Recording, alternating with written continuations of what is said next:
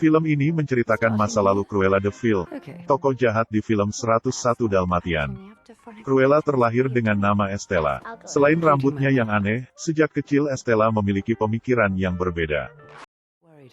Ketika mulai bersekolah, sang ibu cemas Estella menimbulkan keributan. Dia meminta Estella meninggalkan sikap buruknya, Cruella, dan menjadi anak yang baik dan ramah.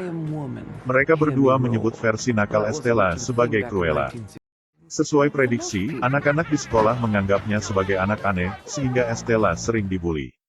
Tapi Estella bukan tipikal anak yang mudah dibully, dia melawan. Hal ini membuat dia berkali-kali dipanggil ke ruang kepala sekolah. Bisa dibilang, Estella hanya memiliki satu teman di sekolah, Anita. Dan seekor anak anjing yang dia selamatkan dari tong sampah sekolah, Buddy. Sejak kecil, Estella menunjukkan minat yang besar terhadap fashion. Sebenarnya dia juga anak yang kreatif dan jenius. Di mana anak-anak seperti ini sering dianggap sebagai pembuat onar. Sampai akhirnya Estella dikeluarkan dari sekolah. Walau tidak senang dengan ulah Estella, ibunya sangat mendukung minat Estella di bidang fashion. Dia berpikir Estella tidak akan pernah menjadi fashion designer besar jika mereka tinggal di kota kecil. London mungkin memberikan kesempatan yang lebih baik, sehingga mereka akan pindah ke sana. Dalam perjalanan menuju London, Ibu Estella menemui seorang yang dapat membantu mereka secara finansial untuk memulai hidup di London. Dia tinggal di sebuah kastil yang sangat keren di tepi tebing. Estella kagum melihatnya. Sebelum turun dari mobil, sang ibu melepaskan kalungnya dan memberikannya pada Estella. Ibunya bilang, kalung itu adalah warisan keluarga. Suatu hari kalung itu akan menjadi milik Estella. Estella tidak betah menunggu di dalam mobil. Terlebih lagi sedang ada acara di kastil itu. Tamu-tamu yang datang mengenakan busana memukau. Dia turun dari mobil, ingin mengintip acara di dalam kastil itu. Di dalam, Estella sungguh terpukau. Dia melihat suatu peragaan busana yang luar biasa. Estella jatuh cinta pada dunia yang dilihatnya itu. Saat tengah mengintip, Estella tertangkap seorang pria, kepala staf dalam acara tersebut.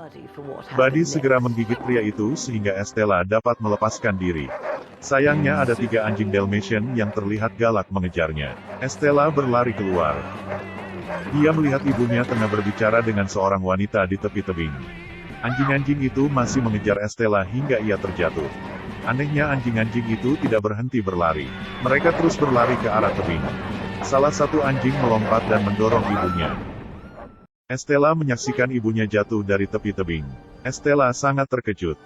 Dialah yang menyebabkan kecelakaan itu. Ibunya meninggal karena dia. Di tengah rasa sedih dan bingung, Estella melarikan diri. Kalung ibunya terjatuh. Estella menumpang truk sampah, yang akhirnya membawanya ke London. Ia tiba di Regent Park, tempat pertama yang tadinya akan dia kunjungi bersama ibunya di London. Estella menangis menyadari saat ini dia telah menjadi anak yatim piatu, tanpa uang, dan bahkan ia kehilangan kalung ibunya. Keesokan harinya, Estella bertemu dengan Horace dan Jasper. Kasihan dengan Estella yang yatim piatu, Horace dan Jasper mengizinkan Estella untuk tinggal bersama mereka. Don't worry, we're just getting started. There's lots more bad things coming.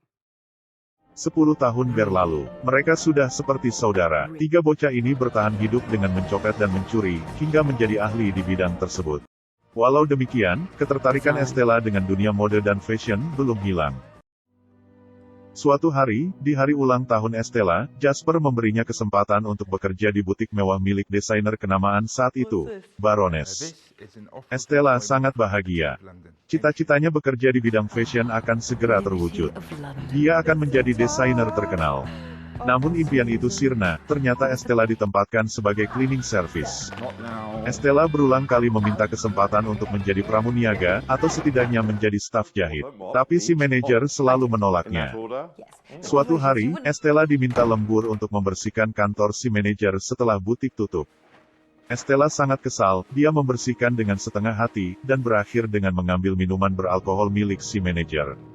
Estella yang mabuk mulai berulah. Dia mendandani manekin dan display butik itu, kemudian tertidur di sana hingga pagi. Si manajer sangat marah dengan ulah Estella. Dia akan memecat Estella. Tak disangka, hari itu Baroness mengunjungi butik. Dia terkesan dengan karya Estella.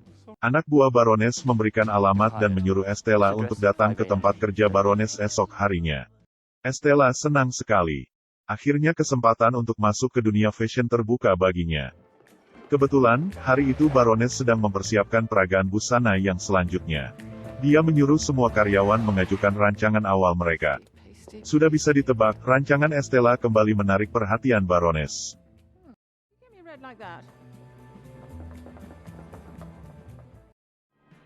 Sepulang kerja, Estella melewati sebuah butik kecil yang menjual baju-baju bekas karya desainer terkenal.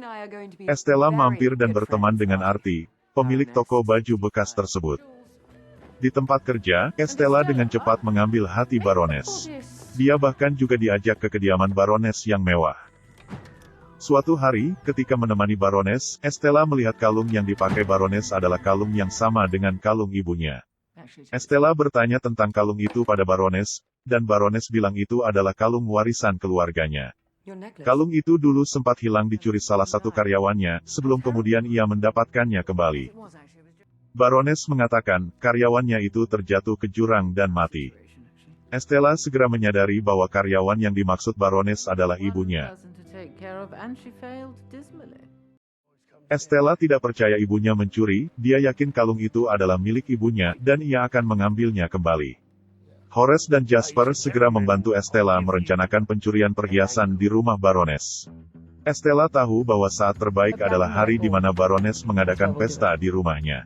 Dan Estella harus mengalihkan perhatian Baroness agar kedua temannya bisa menjalankan aksi pencurian. Agar tidak dicurigai, Cruella, versi lain dari Estella lah yang datang ke pesta tersebut. Cruella mengenakan kostum memukau dan membuat kehebohan.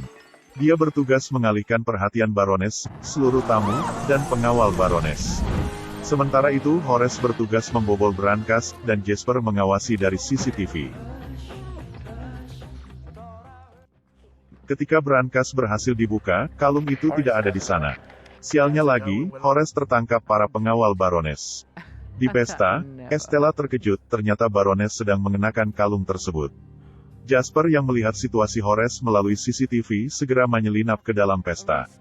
Ia melepaskan beberapa tikus untuk membuat keributan dan mengalihkan perhatian. Estella menyambar kalung itu dari leher Baroness dan melemparkannya ke badi anjingnya.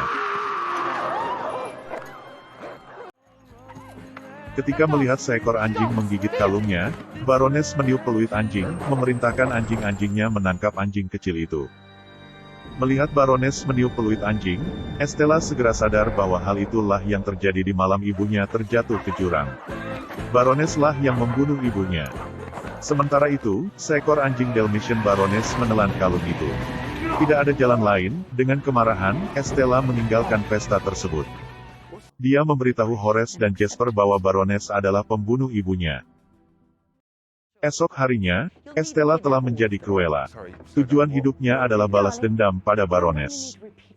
Cruella mengunjungi Anita yang bekerja sebagai reporter. Dia mengatakan pada Anita bahwa dia akan merilis label fashionnya dan ingin Anita membuat berita besar tentang dirinya. Sementara itu, Horace dan Jasper pergi ke salon anjing-anjing Baroness dan menculik mereka. Mereka akan membuat anjing yang menelan kalung ibu Estella itu mengeluarkan kalung tersebut. Cruella kemudian mengunjungi Arti, mengatakan dia akan merilis label fashionnya, dan mengajak Arti membantunya. Beberapa hari kemudian, di hari peragaan busana karya Baroness, Cruella datang, mencuri panggung Baroness. Koran-koran meliput berita itu, membuat Cruella terkenal.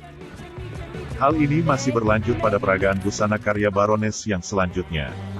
Cruella kembali datang dengan kreativitas lebih memukau. Baroness mulai gusar dengan kemunculan Cruella.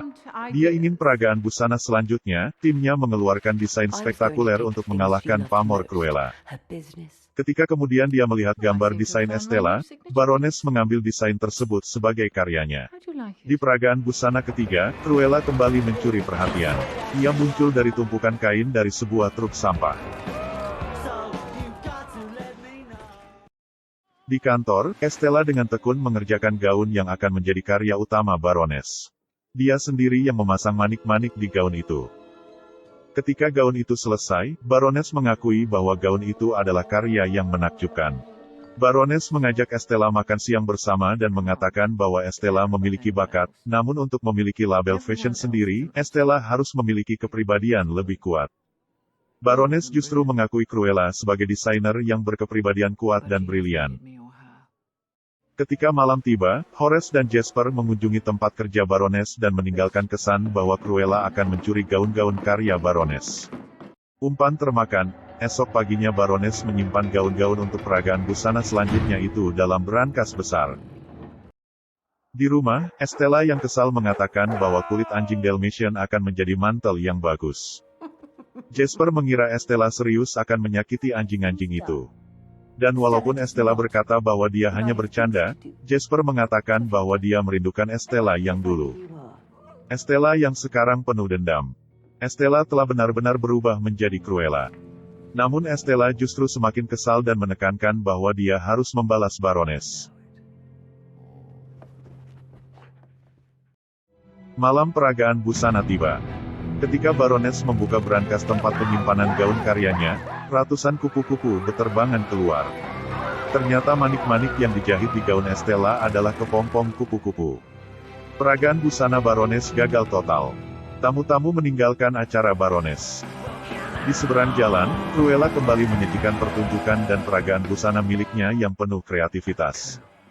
Cruella sendiri muncul dengan mantel bermotif kulit Dalmatian. Hal ini membuat Jasper marah dan kecewa. Dia mengira Cruella telah membunuh anjing-anjing itu. Ketika akhirnya Estella kembali ke rumah, tak disangka Baroness dan para pengawalnya telah ada di sana dan menahan Horace dan Jasper. Ketika bahkan Estella mengatakan bahwa dia tahu Baroness telah membunuh ibu Estella, Baroness sama sekali tidak tersentuh. Singkat cerita, Baroness menyuruh para pengawalnya menyiram minyak ke seluruh bangunan itu. Ia sendiri yang kemudian menyalakan api, membakar kediaman Estella, beserta Estella di dalamnya. Api telah menjadi besar. Sebelum jatuh pingsan, Estella melihat ada seseorang datang. Dia adalah kepala rumah tangga Baroness. Pria ini menyelamatkan Estella dari kobaran api. Ketika Estella siuman, pria itu memberikan kalung milik ibu Estella kepadanya. Ternyata ada sebuah kunci di kalung tersebut, yang mana dapat membuka kotak kecil di hadapan Estella. Rahasia tersingkap. Estella adalah anak kandung Baroness. Setelah melahirkan Estella, Baroness meminta pria itu membunuh Estella. Karena kasihan, pria itu memberikan Estella pada Catherine, yang kemudian dikenal Estella sebagai ibunya. Estella juga adalah ahli waris yang sah atas harta ayahnya. Estella tidak bisa menerima bahwa Baroness adalah ibu kandungnya. Tapi di sisi lain dia menyadari bahwa sifat-sifat Cruella memang mirip Baroness. Setelah meluapkan emosinya, Estella pergi membebaskan Horace dan Jasper dari penjara. Horace dan Jasper masih kesal dengan sifat buruk Cruella. Namun setelah Estella mengaku salah dan meminta maaf, Horace dan Jasper bersedia membantu Estella untuk balas dendam pada Baroness. Rencana dimulai dengan mencuri daftar tamu peragaan busana Baroness. Kemudian Estella mengirim sebuah kostum untuk mereka semua untuk dipakai di acara Baroness. Hari yang ditunggu tiba. Malam itu, semua tamu wanita yang datang mengenakan wig hitam putih seperti rambut Cruella. Baroness sangat terkejut dan kesal, tapi dia terpaksa bersulang untuk mengenang Cruella. Cruella yang terlatih mencuri, mengambil peluit anjing Baroness dari tangannya. Kemudian Cruella berganti kostum menjadi Estella. Estella kemudian meniup peluit memanggil anjing-anjing Baroness. Baroness mengikuti anjing-anjingnya dan melihat Estella berdiri di tepi jurang. Dia menyuruh anjingnya menyerang Estella. Namun anjing-anjing itu justru patuh pada Estella. Sementara itu, teman-teman Estella diam-diam meminta para tamu menuju halaman. Ketika Estella mengatakan bahwa Baroness adalah ibu kandungnya, dan Baroness juga telah berusaha membunuhnya ketika bayi, Baroness pura-pura menyesal dan berkata ingin memeluk Estella. Estella dengan sinis bertanya apakah Baroness kini berniat mendorongnya jatuh ke jurang. Namun demikian, dia mengizinkan Baroness mendekat dan memeluknya. Ternyata benar dugaan Estella, Baroness kemudian mendorong Estella jatuh ke jurang. Baroness tidak menyadari bahwa kali ini ada begitu banyak saksi mata. Baroness berusaha menyangkal dan mengatakan bahwa Estella membunuh dirinya sendiri. Tapi bukti berkata lain, polisi menahan Baroness. Sesaat kemudian, Cruella muncul kembali di acara tersebut. Estella, secara ofisial, sudah mati dibunuh Baroness. Tapi Cruella tidak mati. Cruella muncul sebagai ahli waris Baron. Sebelum merencanakan kematian di depan para tamu, Estella sudah membuat surat wasiat bahwa seluruh hak warisnya diberikan pada Cruella de Vil. Jadi, sebenarnya waktu Estella jatuh dari tebing, dia tidak mati. Estella sudah mengenakan parasut dan Horace menunggu dengan kapal kecil di bawah. Estella disetting mati untuk membuat Baroness dihukum penjara saja. Estella tetap hidup dengan identitas barunya sebagai Cruella de Vil, ahli waris seluruh kekayaan Baron, ayah Estella.